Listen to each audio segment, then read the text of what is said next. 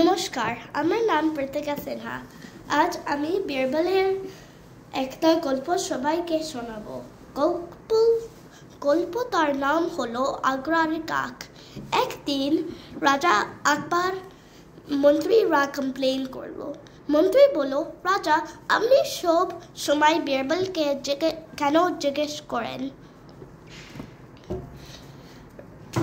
রাজা বলল, বীরবলের কাছে সব সলিউশন আছে। মন্ত্রী বলল, আমাদের আপনি চান্স দিন।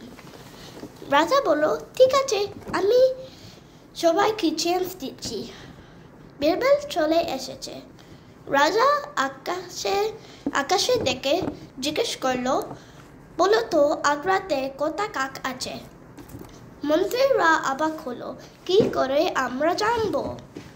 রাজা বীরবলকে জিজ্ঞেস করলো।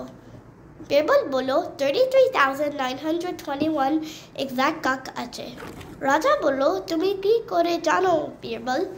বীরবল বলল, রাজা, কিছু কাক বেড়াতে গেছে আর কিছু এক্সট্রা কাক অন্য সিটি থেকে আগ্রা এসেছে, তাই আমি এক্সাক্ট নাম্বার জানি।